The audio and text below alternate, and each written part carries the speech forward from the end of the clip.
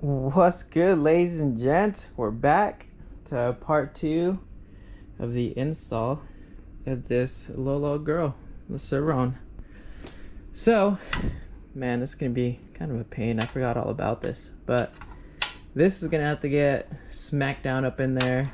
This needs to get put in here. Very important that you put the like conical shape that's like converging down that way. The easy way to tell is if you can see part numbers, you're probably doing it wrong.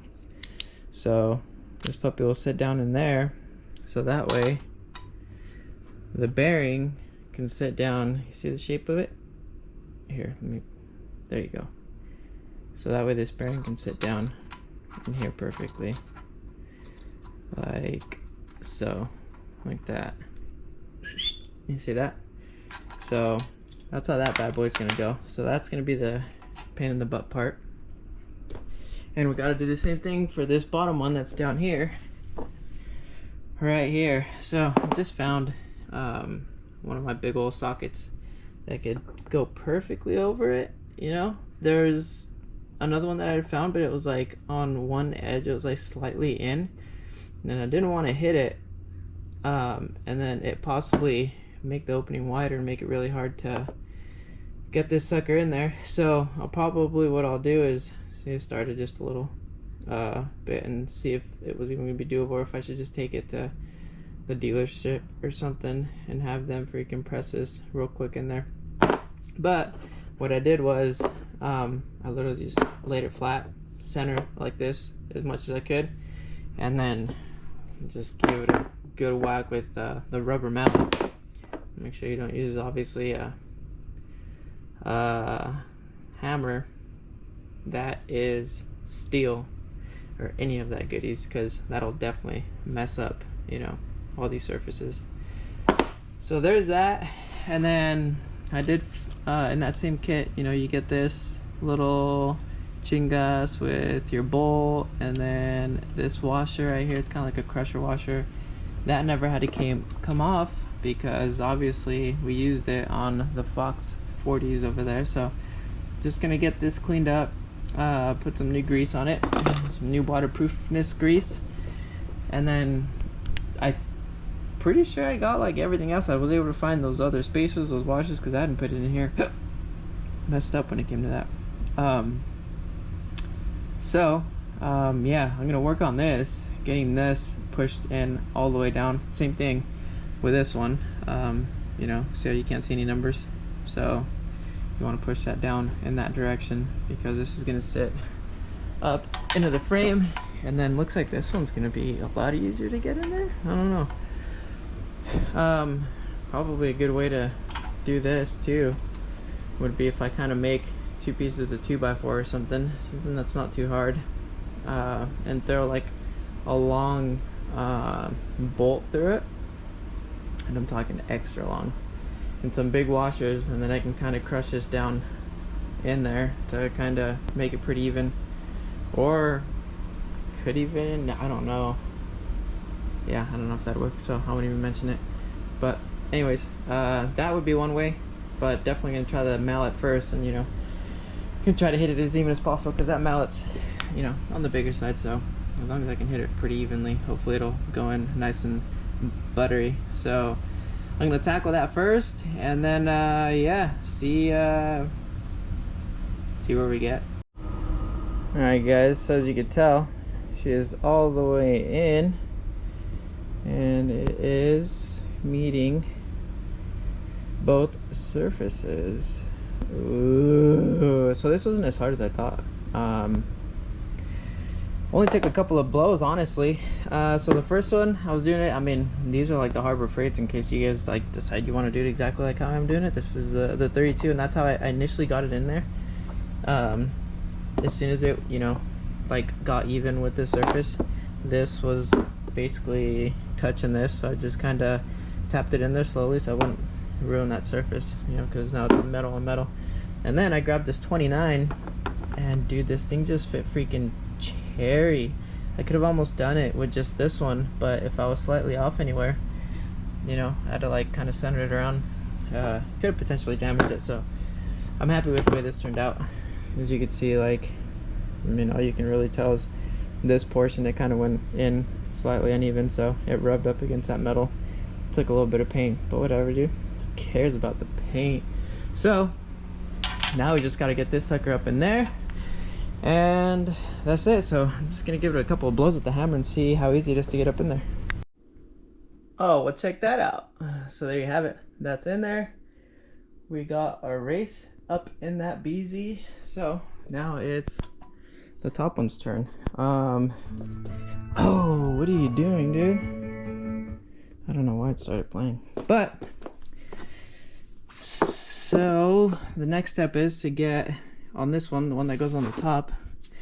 Again, remember, if you can see lettering, numbering, no bueno. We gotta get this sucker in there, but I can't imagine it being that hard. So you want to start as even as possible. So see, right there, I'm already freaking cocked, dude. So I'll pop this out real quick, smack it with the hammer, and then yeah, we're gonna drive this BZ up in there. And she is done. Again, this one didn't take very long either. Tried a slightly different method on this one. So I put this on the bottom like so, you know, on the ground, and then I just whacked it with the hammer, and it freaking went in there pretty darn straight. And so I just kind of kept driving it. It was a little cockeyed. Watch, you can see right there a little bit of material that got removed from the top. But after that, I mean, used those two sockets and we were golden. I will say that this one almost doesn't look like it's all the way seated in the end. I don't know if you guys can see that little, oh, here we go. You might be able to see it better from there, maybe? No, it's just what I could see from the camera screen. I was kind of looking through the GoPro screen, but no. Hopefully this is coming through all right and it's not blurry. But right there where it meets, you know, this black piece, it almost looks like it's not seated all the way down, but it is.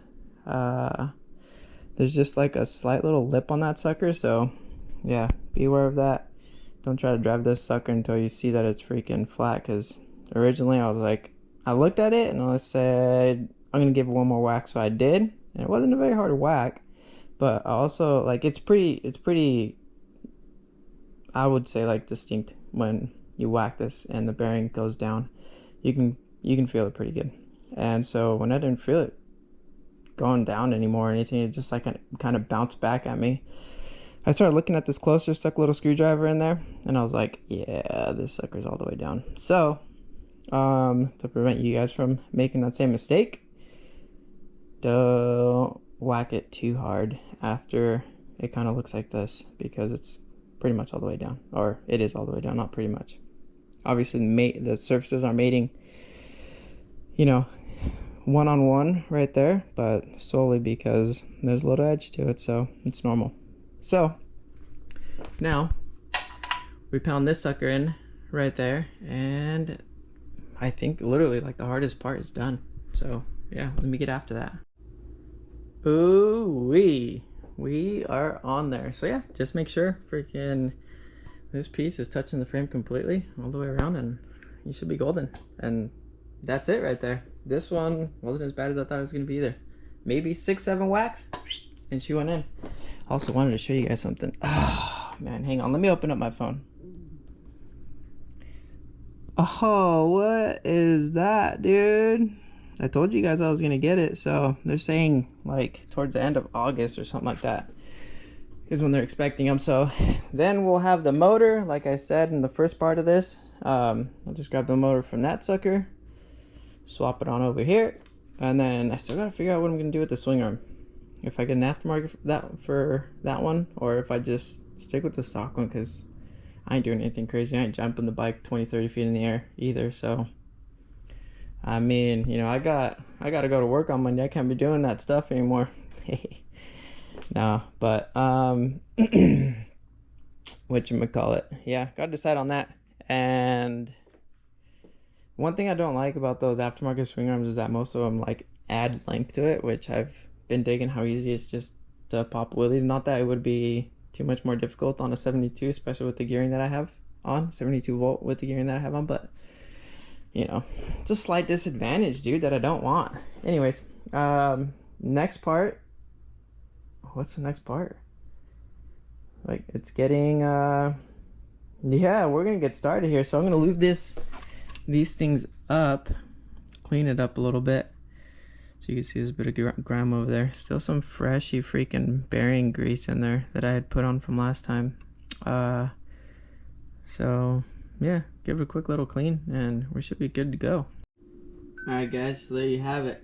We are all packed up. This one's pretty hard to get grease in, like once they're installed. But when they're not, I mean, you can get it all in there ever so nicely, especially like if you have it facing down like it is in here. You can kind of pop it up and like make it lean to one side, like by pressing it in. You can see like the bearings really well on one side, and you can stuff it with, you know, all the grease in there, go all the way around and do that, spin it around. Anyways, there's videos on how you can do that if you really want to see, but I mean, that's the gist of it right there. Not too complicated, just literally fill it up with freaking grease. So yeah, got that one in. Now it's time to grab the clamp, stuff it up in there. Alright, so this sucker is in, spinning super freely, and I just wanted to show you guys this because this is a important little part, especially if you're doing this and you forgot what your bike even looked like when you're disassembling it. Here you go. So there's two sides to this little silver ring, and you're gonna want to install it this way so that when you push it down, this sucker kind of centers the tube in there. And then trying to hold this with my little chest. Then you drop that ring in there, and then that clamp onto there, and you're golden. Right, boys? Well, there you have it. Front end is pretty much there. Everything's tightened up for the most part, I would say, other than this. That's for the brake. Need to go get my wheels from the trailer. After you do all this, make sure, you know, this spins freely. No, I don't know, grinding or anything. If you accidentally dropped it on the ground or something and didn't clean it well, you would definitely hear it when it's doing this. Just make sure it's it turns freely, you know what I'm sizzling. Yeah, oh, I almost forgot to, before I put the forks in, I almost forgot to flip this around, because I had like this portion of it like out here, but we got that all figured out. This is how she sits now. So I'm gonna go grab my front wheel, throw that front wheel on, and let's see what else I can find right now. What in the world? What happened? All kinds of goodies happened, huh? So my headlight was sitting over there, so I figured slap that sucker on. So here we are with this headlight, and then I needed the brakes, so then went and found my brakes. This one, which is the front one, is ready to go. I didn't do anything wonky with it, but when I took off my rear one, I don't know, some of you guys that have been following the build, the other build, know that I disconnected it from here where the fluid goes in and out of, and it's the rear one. So kind of got lucky there. And what I wanted to add in here too was, because if it wasn't for me doing that, then I would have had to have taken off the clamp, just so I can get this through here, and that would have been a pain in the butt. So I'd rather bleed this and go through that when I was, you know, building that sucker over there. So this time when I was, you know, having to route the wiring how mine was, yeah, it was super easy, because all I did was unplug it from there, right up to there, stick it on there. So if some of you guys went the whole 9 and did take this off so that you wouldn't have to do that, or because you're replacing the clamp, whatever the, you know, scenario may have been, and you didn't do what I did here, then I would highly suggest doing it in that step before you poke this left fork up in there. And then I did find some things that I was missing that I will need, and it's like those little spacers, bushings that go in between here, that are apparently famous for being missing in these bikes.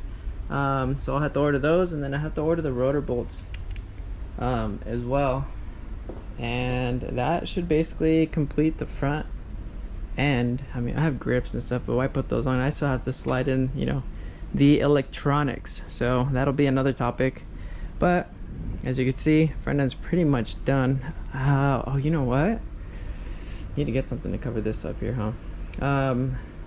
I'll probably get online to see if I can find that carbon fiber piece, and I'll put that on mine. I just like mine because, you know, it goes with the orange scheme or whatever. Or I'll try to find something that would go with this one because, yeah, because color scheme. Maybe something that has a little bit of purple in it or something to match the little purple accents that we're gonna be going on this sucker. I don't know. Man, this thing's getting, you can see that it's getting pretty tippy. I'm gonna have to take that front wheel off just in case. But yeah, there you have it. That concludes basically your front end, from having a spare parts bike that you just put together to make another complete one ish. Obviously got a little more work to do, but you know, we'll get there. Ooh, that also needs to be zip tied up in there too. But yeah, we'll get to that. I didn't even tighten that because we still need to get those bolts in there, like I said. So anyways, yeah, hope you guys enjoyed this video, find it useful, even if it's just for maybe rebuilding these bearings in here, because you would have had to do the same thing, other than, you know, I didn't have to press that bottom one in there because I left it on there, but that one's a pain. So yeah, I'm glad I did it the way I did. So anyways, see you guys on the next one.